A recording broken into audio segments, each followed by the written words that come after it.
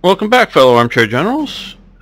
This is Gamer1745 here with my continuing playthrough of Order of Battle, Battle of Britain. The battle is going well. We're having a few minor problems, but the battle's going well.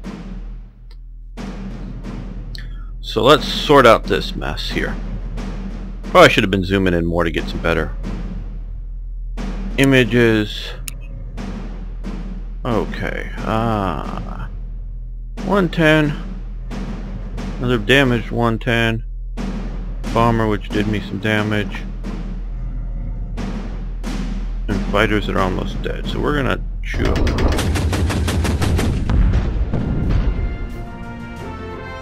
Shoot for one in the best shape there.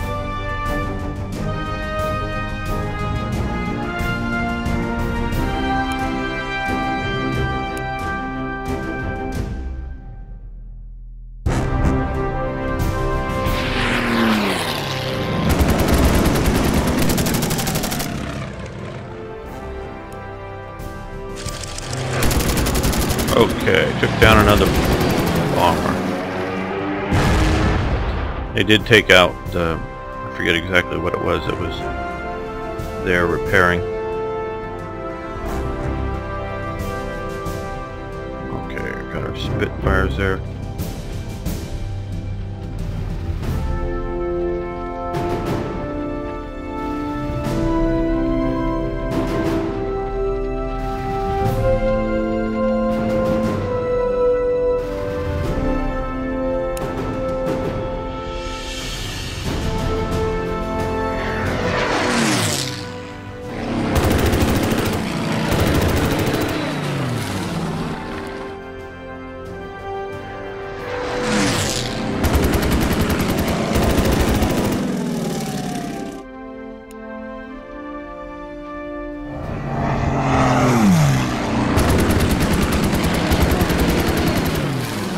Oh wow, they're still around.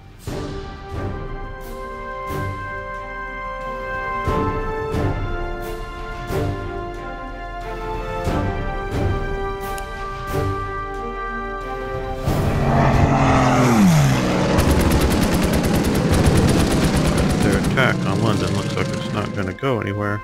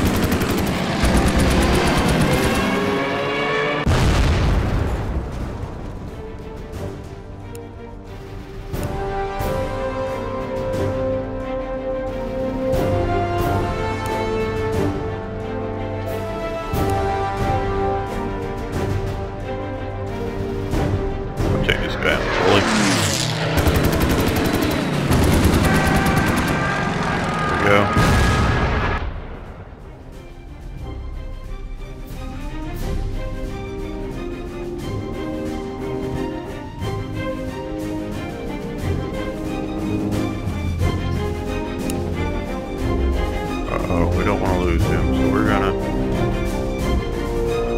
climb to there.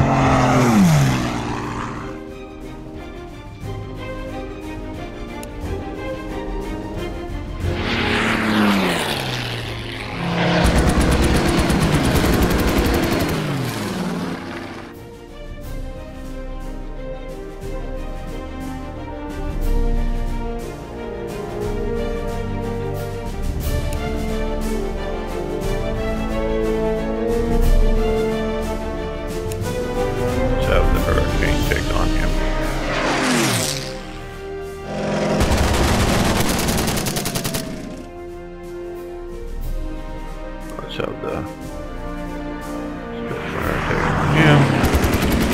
Put him down. Yes. Yes, yes.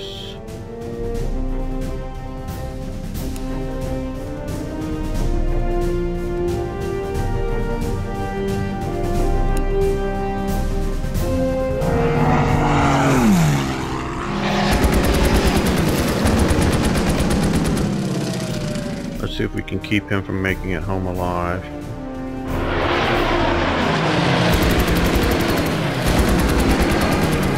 Oh, good.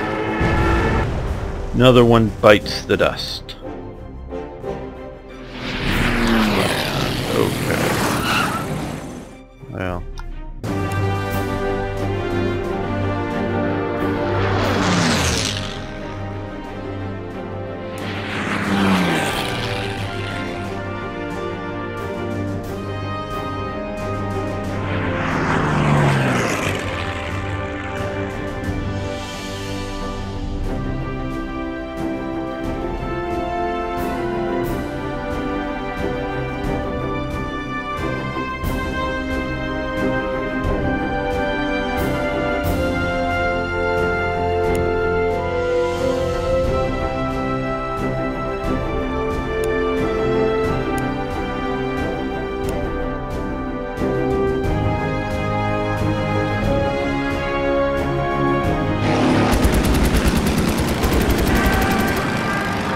And another Emil is down in the drink.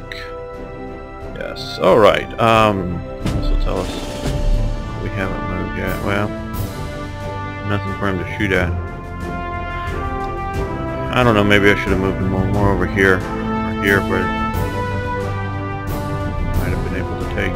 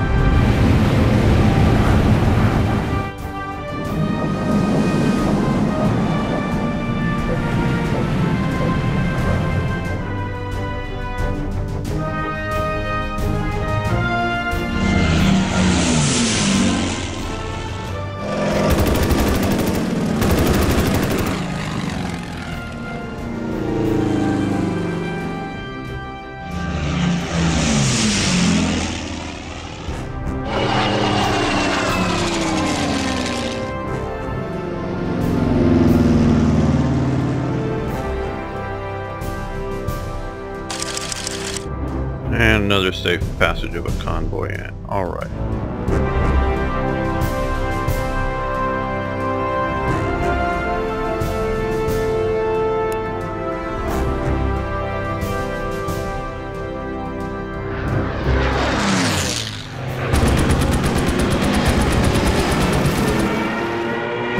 Took him down.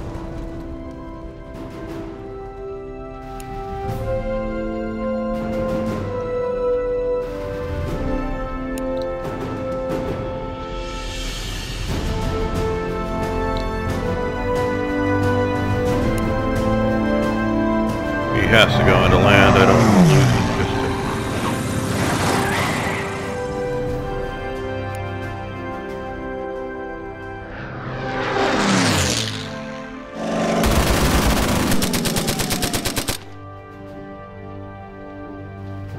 to get to DO-17.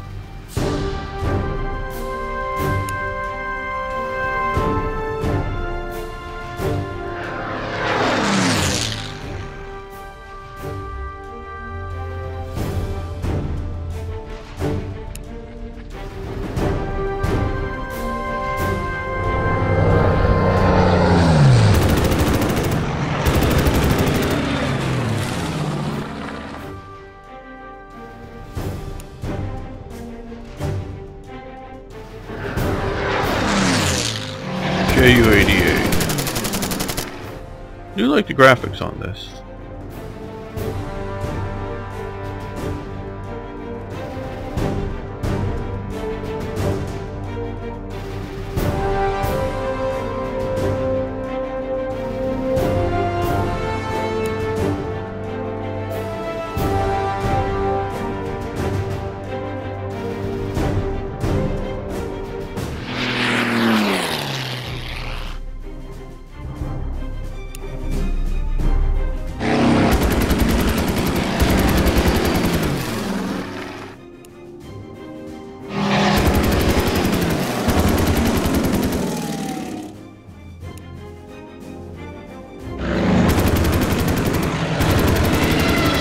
And another one bites the dust.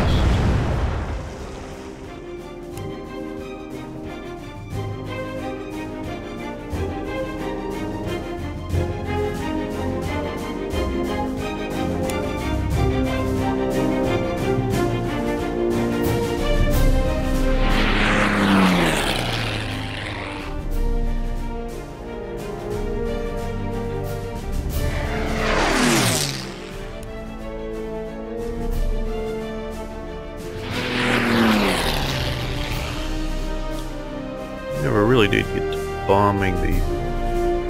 he needs to land. Okay, conditions.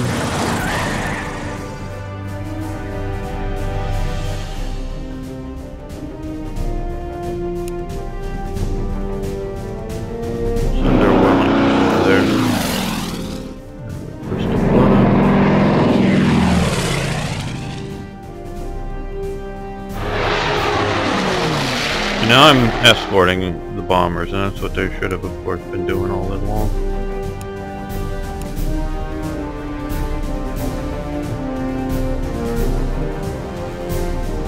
I don't know that that would have won the game for them, but it would have, in my opinion, made it much more challenging.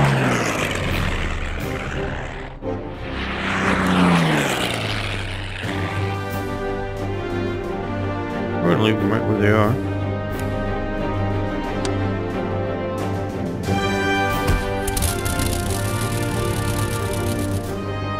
Okay, I think this may be coming up. Oh, low fuel. Cancel. Who's low fuel? Oh.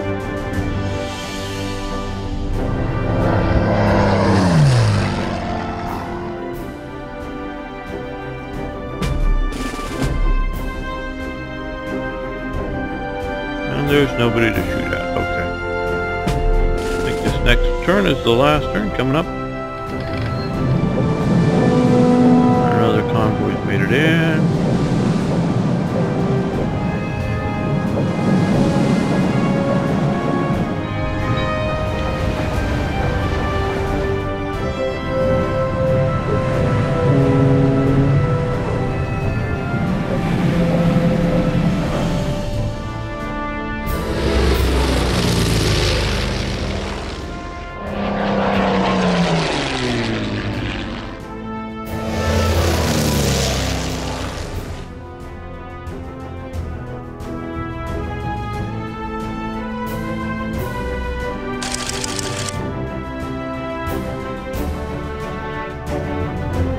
Okay, let's see what we can do here.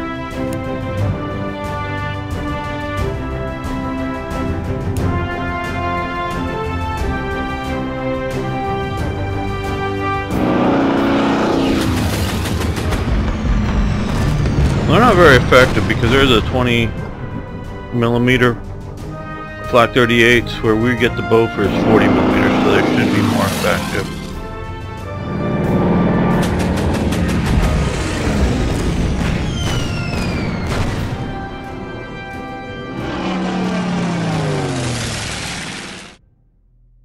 Okay, some fighter escort there.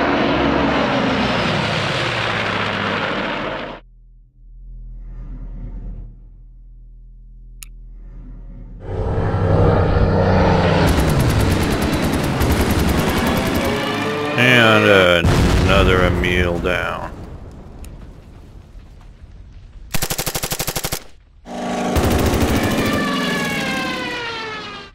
There goes another bomber.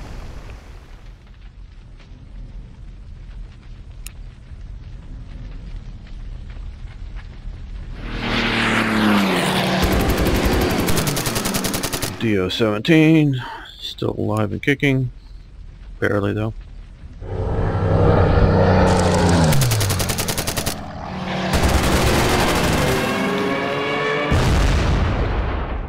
He ain't gonna make it to London. Did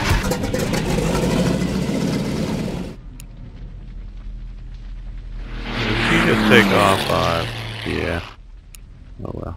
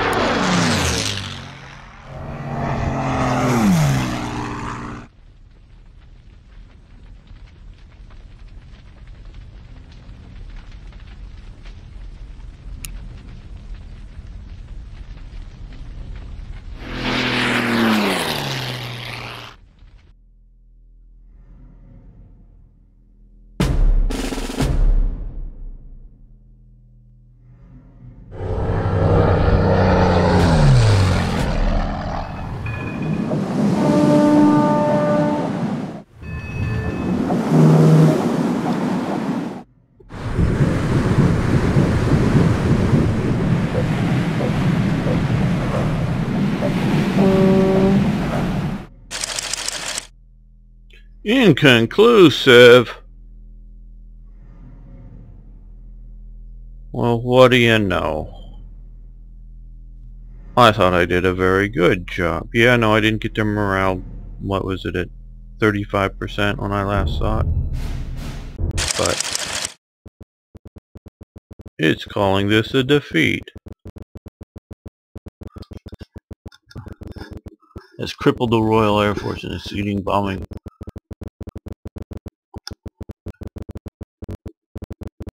Remains uncertain. Oh. Okay.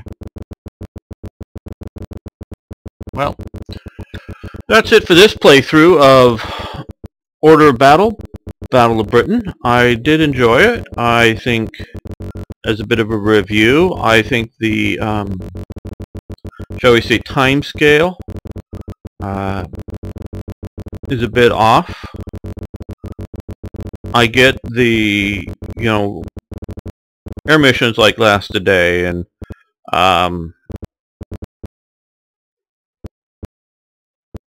all that, and they're sort of taking a tactical game and making it strategic in the sense of ships coming along up to in here,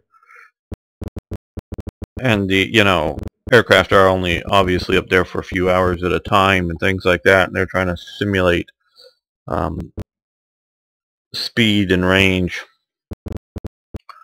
within the turn-based system that is a few days. So that's, various things. I really like the idea of the railroads.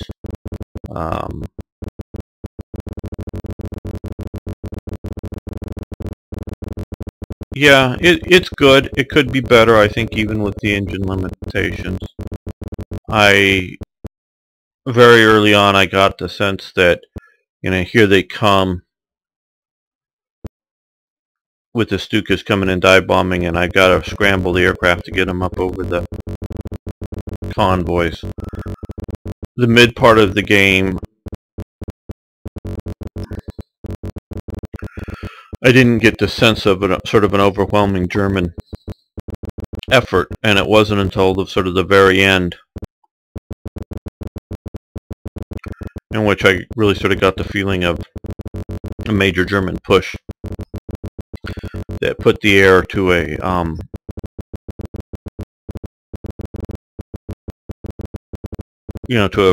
stress point. I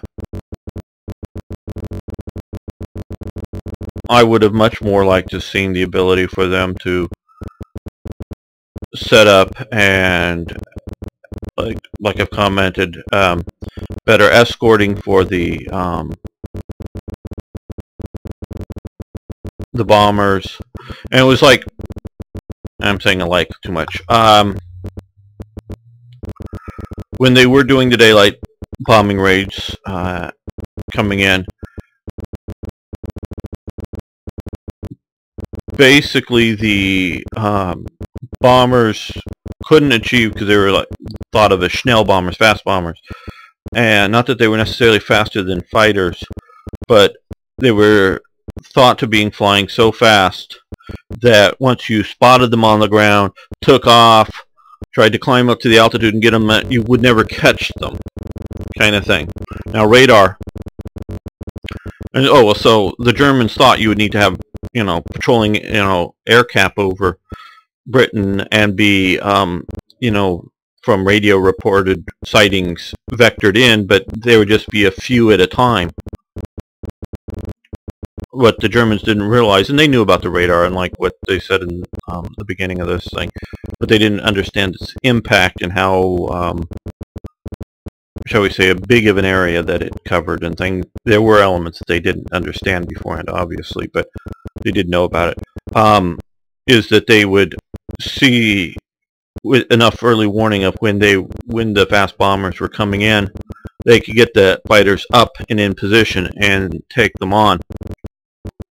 So it became the sense of the bombers coming in, being escorted by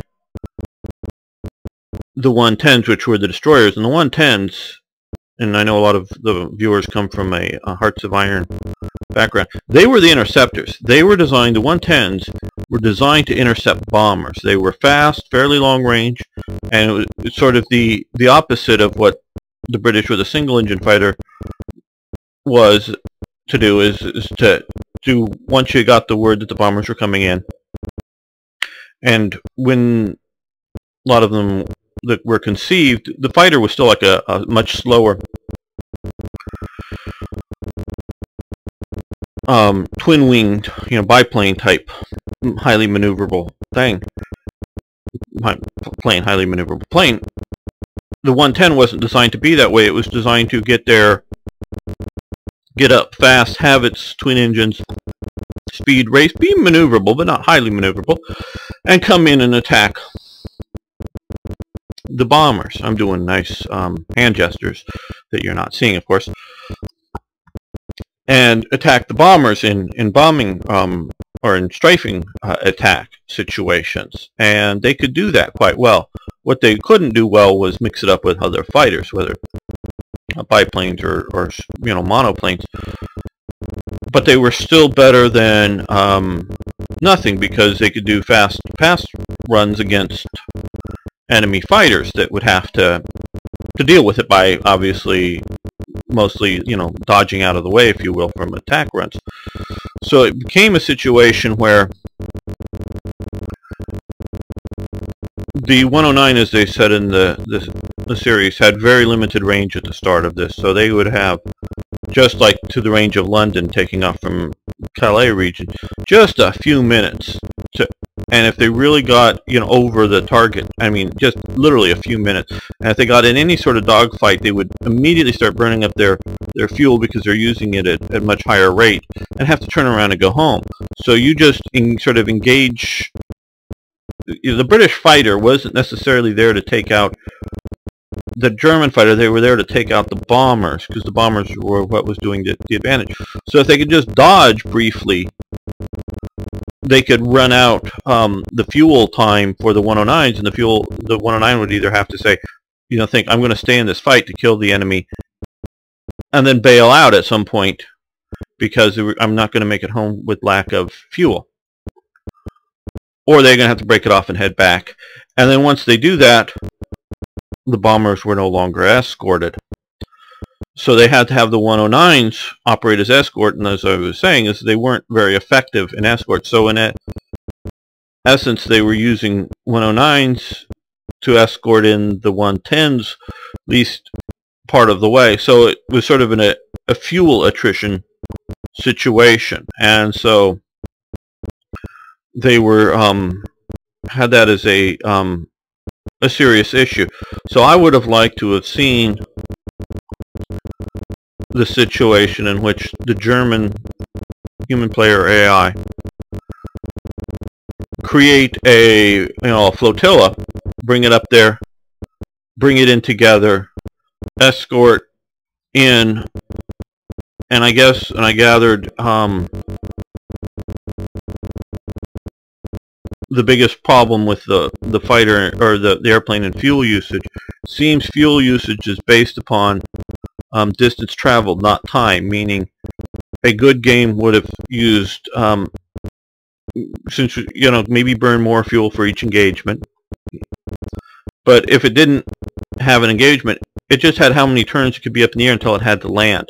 So it seemed, and I didn't get into this in any detail, seemed that if I didn't move the airplane, it didn't use fuel. It used fuel only to move to the next hex or multiple hexes. So if I left it there, it seemed to last longer over the area if I just moved it shorter distances. And yeah, that could be sort of explained by powering, going your full distance or not.